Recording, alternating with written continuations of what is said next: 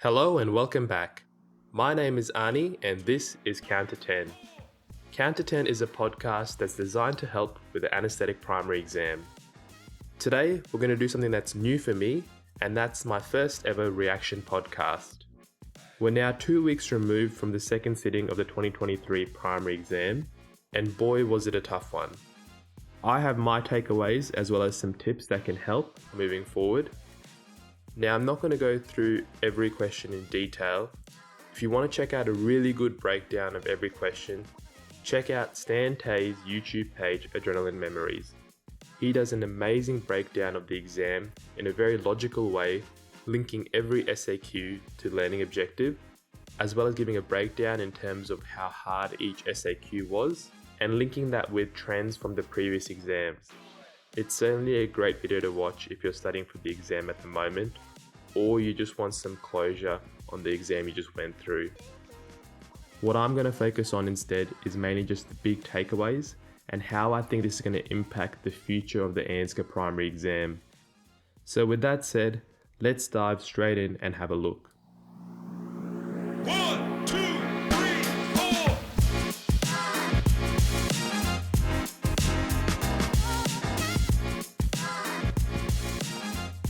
Now to start, I'm going to recap the SAQ paper from 1 to 15 and just quickly read out each question. Question 1, Part A. Describe the immediate cardiovascular response to a sudden loss of 30% blood volume in a healthy awake person. Part B. How are these responses different if a patient is undergoing anesthesia with sevoflurane? Question 2. Compare and contrast myocardial O2 supply to the left and right ventricle. Question 3, Part A. Explain how atelectasis causes hypoxemia. Part B. Explain the mechanism by which supplemental oxygen can improve oxygenation in this situation. Question 4, Part A. Interpret the following arterial blood gas results taken from a pregnant woman at term: a pH of 7.45, a PO2 of 105, a PaCO2 of 32, and a bicarbonate of 22. Part B. Describe the mechanism which caused these above ABG changes, in brackets, compared with ABG in a non-pregnant woman. Question 5, Part A. List the intracranial contents which contribute to ICP, 10% of the marks. Part B. Briefly outline what is meant by the Monro-Kelly doctrine, 10% of the marks. And Part C. List the interventions that can be used to reduce raised ICP. For each intervention, outline the mechanism by which it works, 80% of the marks. Question 6. Briefly outline the factors that contribute or alter the competence and tone of the lower esophageal sphincter. Question 7. Describe Phase 1 and Phase 2 reactions in drug metabolism. Illustrate your answers using the following examples: morphine, tramadol, propofol. Question 8, Part A. Draw and describe the components of a multi-compartment pharmacological model. Part B. Compare and contrast Marsh and Schneider propofol TCI models. Question 9, Part A. Explain the concept of MAC and its clinical utility. Part B. Discuss the factors that alter MAC. Question 10. Discuss the pharmacology of adrenaline in relation to its use for anaphylaxis. Question 11, Part A. Explain why a bolus dose of opioids is commonly used as part of the induction of anesthesia. Part B. Describe the pharmacokinetics of fentanyl and alfentanil relevant to their use as in Part A. Question 12. Describe the factors determining the speed of onset of neuromuscular blocking drugs. Question 13. Briefly outline the pharmacology of the following antiplatelet agents: aspirin, clopidogrel, ticagrelol, and tirofiban. Use the following headings: mechanism of action, important pharmacokinetics, duration of effect. Question 14, Part A. Using a label diagram, describe how a mechanical, non-cassette variable bypass vaporizer achieves the concentration set on the dial. Part B.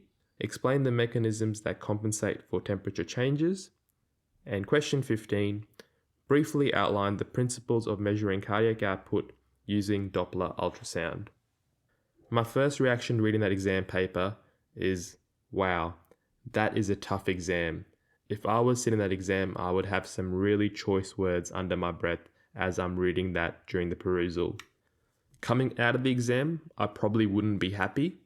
And if I'm someone that's waiting to sit the exam and I see this exam pop up and see the questions that came, I'm just grateful that someone else had it and not me. And this takes me to my first big takeaway, which is that ANZCA is making a deliberate attempt to change the way in which the short answer questions are structured. There's a lot of questions in there that have a part A and part B component, but more importantly, when you look at these questions, there's a definite change in the way the questions are being asked. When I looked at SAQs when I was studying, I divided SAQs into 3 categories. Those that ask just facts, those that ask a bit of understanding, and those that ask clinical applications. And certainly the ones that ask clinical applications were in the minority and the hardest to answer because you never know if what you're saying is right. But this exam looks like it's trending towards having more understanding questions with clinical applications weaved in. One of the best examples of this would be question 3, which was explain how atelectasis causes hypoxemia, and then explain the mechanism by which supplemental oxygen can improve oxygenation in this situation.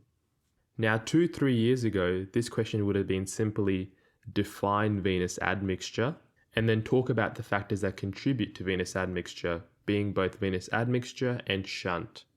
What they've done with this question now is kind of just hidden the fact that they're talking about shunt, so you need to show some understanding that atelectasis is shunt. And then when they talk about supplemental oxygen, they're seeing whether you understand the ISO shunt diagrams, whether you know that a shunt has a limitation of how much oxygen can be applied before supplemental oxygen has no further impact in improving oxygenation with a shunt, and why that principle occurs because of the dilution of the shunted blood with the non-shunted blood, and relating this back to the properties of oxygen and the oxygen dissociation curve. Another classic example of this understanding with clinical application question is question 5, which looked at the basic facts of what are intracranial contents, what is the Monroe-Kelly doctrine, and then went into that clinical application understanding aspect, looking at how you would reduce ICP. Back in the day, this question simply would have been, what are the physiological ways in which you can reduce ICP, or what are the pharmacological ways of which you can reduce ICP. But ANZCA is moving towards this integration, which seems more and more apparent as we review these questions between the understanding and the clinical application. So what can you do to better prepare yourself for this? And is there a better way to study to answer these questions in the future exam? Well, I have 3 tips that I think will help. And the first one is probably the most unpopular tip, which is something that Stan brought up in his video, which I think is really important. And that's a shift in the way that we now study for the exam. Every candidate already knew that this exam needed a degree of respect. It takes a minimum of a year to study for this exam, and some people can study in 6 months, 9 months, or some people just take a bit longer. What I think you can't do anymore is simply just rely on past SAQs. You have to go through all the learning objectives, and if you're really time constrained, you have to at least go through the big learning objectives. So the big ones are your topics such as your respiratory, your cardiovascular, your CNS and neuro. And the reason is that they want you to have that fact-based knowledge, that level 1 knowledge, under your belt, and then be able to apply it to these questions. In my memory, there's never been a question that just asks you simply about the ISO shunt diagrams. It's something that you need to read in that learning objective, understand its significance, and then be able to apply it in a way in which they're not even asking it directly, but indirectly. And some will argue that is unfair, and I can totally agree with that point of view. But this brings me to my second tip, which is you need to start thinking of these questions as vivas. And what I mean by that is that there's a big transition that occurs from when you sit your SAQs to when you start studying for your vivas and sit your vivas. For me, when I was studying for my SAQs, I had a lot of fact-based knowledge, that I could write down into a 10-minute answer that I had learned. But it's only when I started studying for the Viva is when I started getting grilled on the concepts and the understanding of certain learning objectives, certain topics, and started to see the connections occurring between different topics. And I think that the candidates that sat this exam this time will hopefully see that once they start studying for their Viva and reflect back on their SAQ, that the SAQ was pretty fair if you had that level of knowledge. Now, the only unfair thing is that ANZCA didn't tell you that the exam was going to be like this, nor was there any warning from the previous exams. Now, while you can't study hard out like you would study for a Viva exam when you're practicing your SAQs, my recommendation is that when you get to the end of a topic, just quickly look over Mac 95 and read the opening stems for that topic. Try to develop a mental dialogue in your own head of where you think that Viva would go. Initially, it'll be hard because when you first start learning, you only have a bit of knowledge of the syllabus, not the whole syllabus. But as you get closer to the end of your studying period and having that overall knowledge, you'll find yourself being able to make dots between different Vivas and connect those dots with different topics. If I said to you today that I'm going to give you a Viva on the exam day that's going to be based on question 11, which was explain why a bolus dose of opioids is commonly used as part of an induction of anesthesia, you probably wouldn't be panicking. Or if we had a Viva about anaphylaxis and we started talking about the pharmacology of adrenaline, you'd probably come out of there being like, wow, that's all I got asked. And that's why it's important to start to slowly think about your SAQs in terms of Viva stems. I always believe that if you read stuff early, even if you don't comprehend it, your brain is continuously working at it and has it in the back of its head, so that when you read it again later on, it just becomes that little bit easier, and then the next time again a little bit easier. Now, I know what I'm saying is really unfair, and it's especially unfair to the candidates that have families, kids, partners, other commitments, that you need to be studying more than your 1 year of allocated time, or you need to be dedicating more time to learning LOs as well as SAQs. But I really think that's where the exam is heading, given what we've got this time in the sitting. The last tip I have with regard to this change in SAQ structure by ANZCA is looking at your SSUs. Now, this is something that people might go, wait, Arnie, what do you mean by this? That's a very fair question, and I'll explain.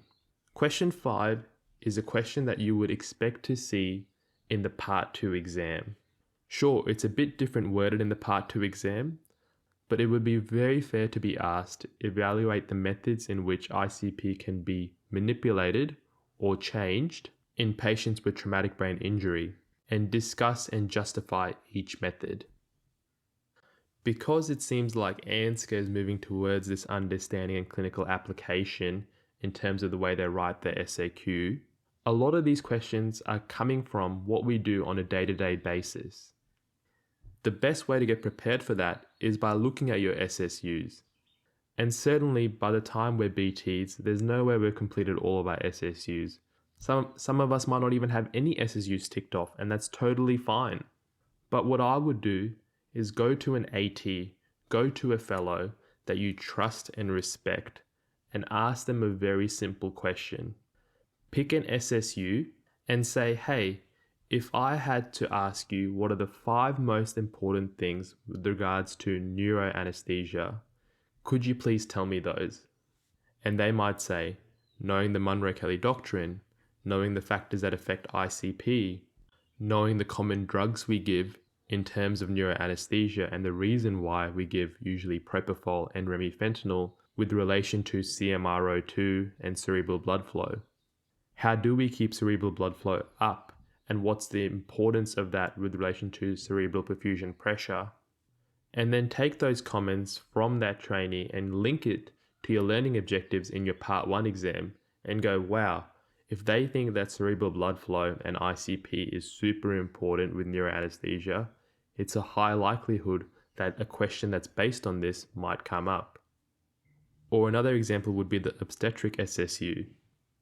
Asking a senior trainee, what do you think are the 5 most important things with obstetric SSU? And again, linking those points up to your learning objectives. What you'll hopefully find is that one of those points would be doing non-obstetric cases on the obstetric population.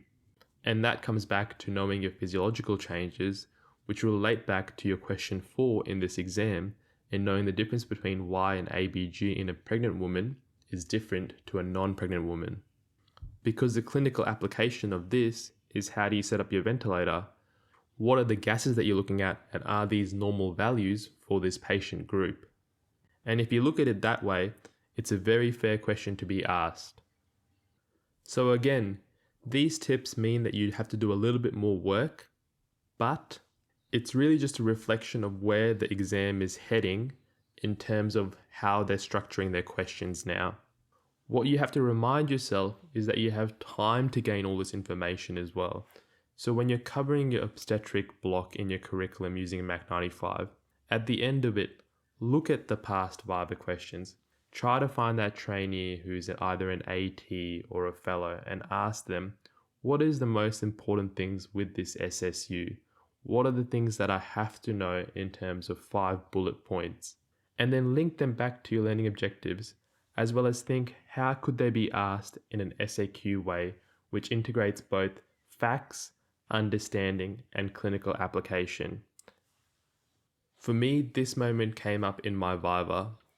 I had an opening stem about low molecular weight heparin that I thought I was doing really well at. We'd got past the Clexane part, gone on to the heparin part, and then I got stumped on a very simple question, which was, how do you measure the effect of heparin in a patient? I said the classic answer of checking an APTT, and the examiner gave the classic response, what else? At which point I thought, oh, I'll say Rotem here to be smart. And the examiner again said, what else? And I was completely stumped. 3 months later, after I sat my exam, I went to a tertiary level centre in which I was doing my first ever vascular case.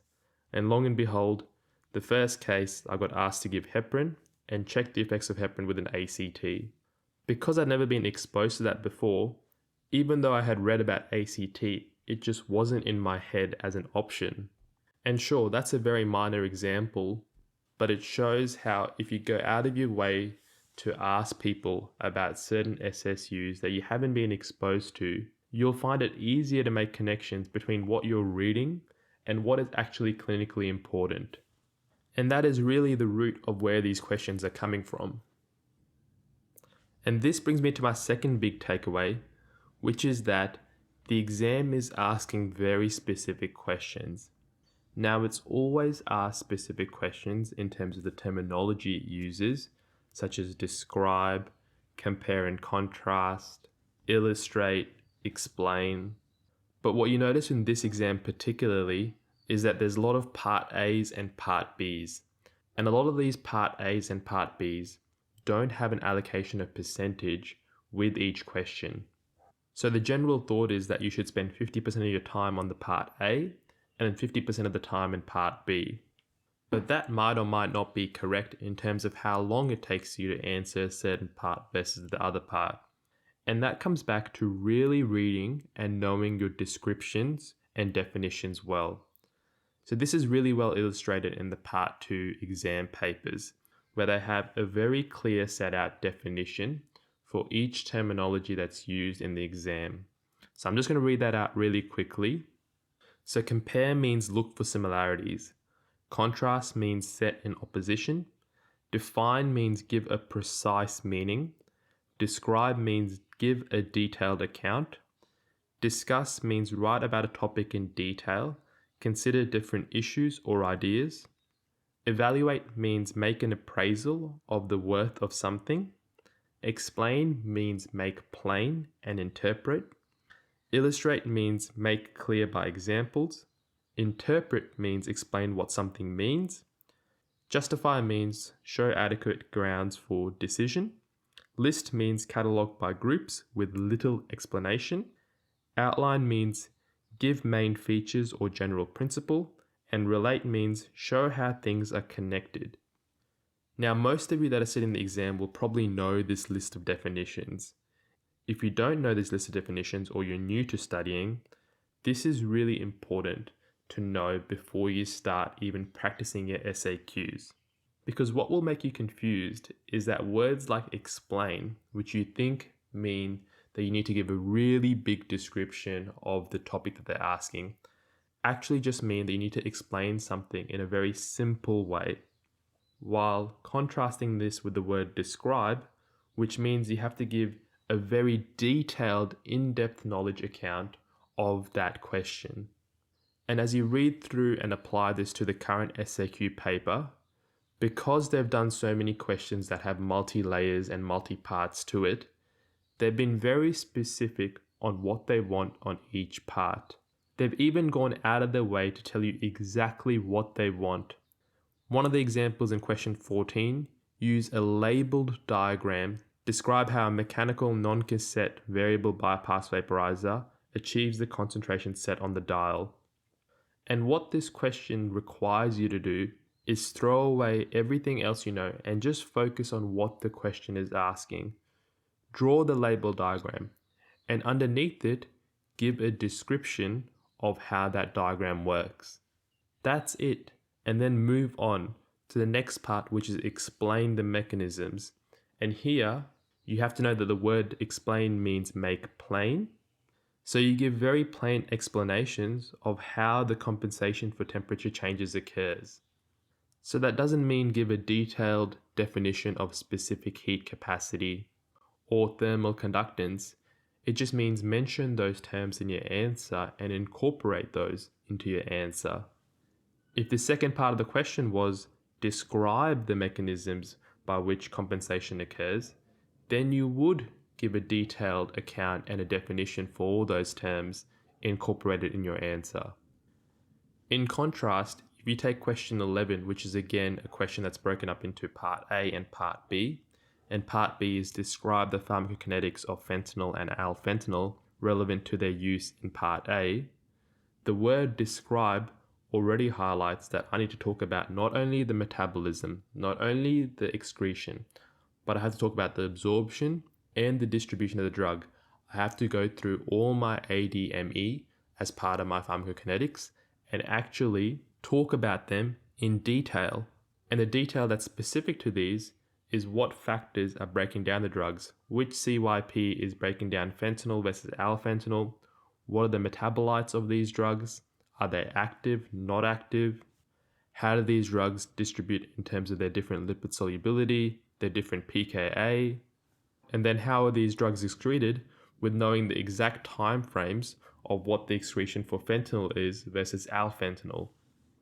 Now this tip seems really basic, but in an exam that is so stressful such as this, where essentially there's been multiple questions broken up into multiple parts, and instead of being just a 15-question SAQ, if you really just think about each part as its own question, you got asked 24 questions in this short answer paper.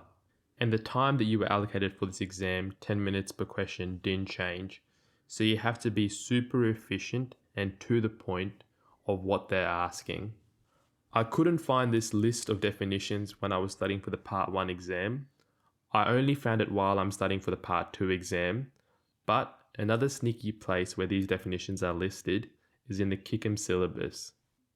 I highly recommend writing this down on a piece of paper and just sticking it in front of your desk where you study, so that every time you look at an SAQ, you look at the definition and you start to relate the definition to the SAQ that you're reading.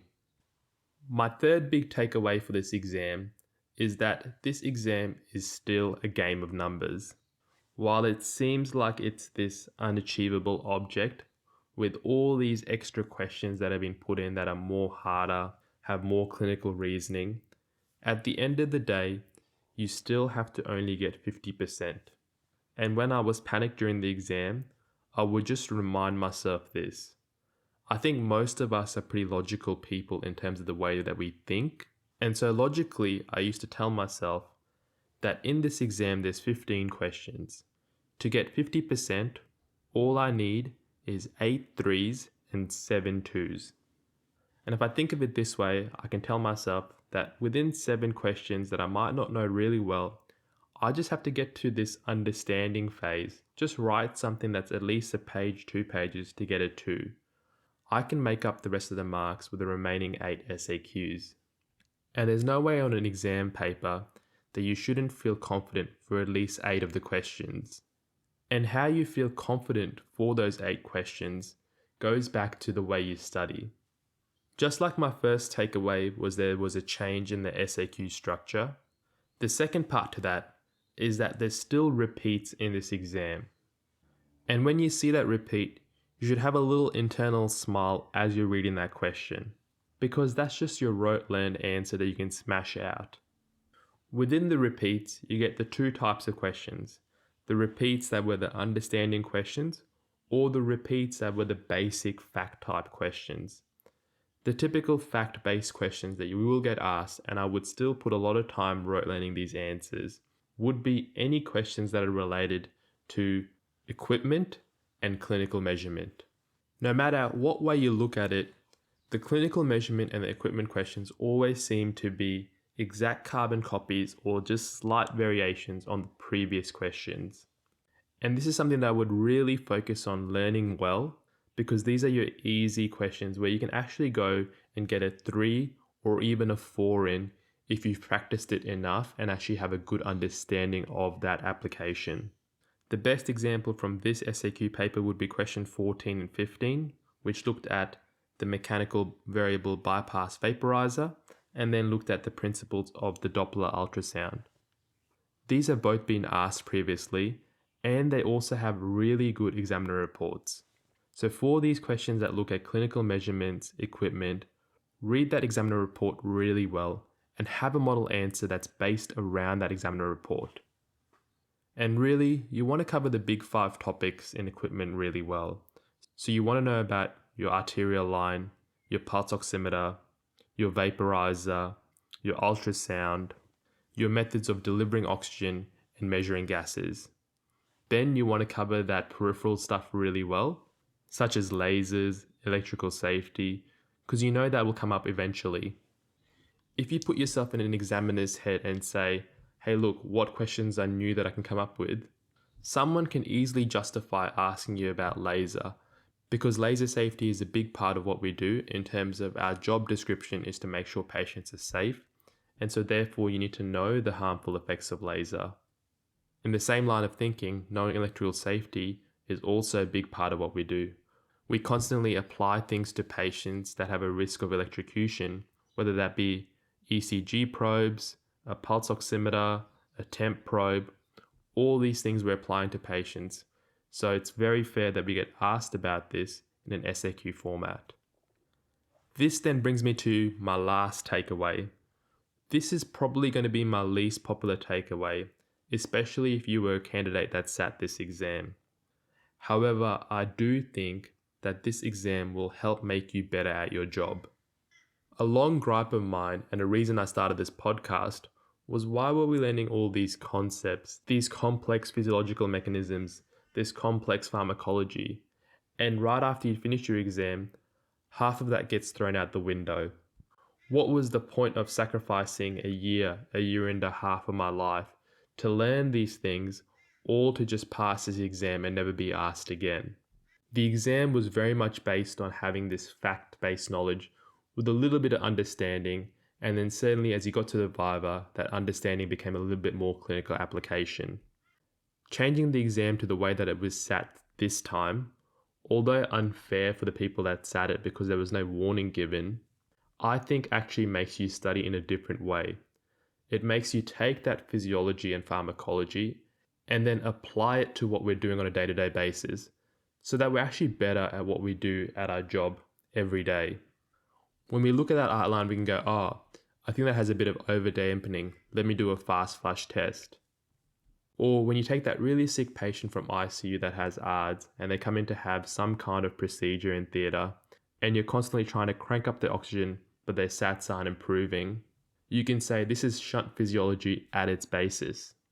And I think that kind of way of thinking, of taking what we've learned in the primary and applying it to our everyday practice, is really important. and it's what sets really good anaesthetists apart from the average ones. And while it seems unfair to think about this exam like this in the moment, I think anyone that's sat it will be much better clinicians for it.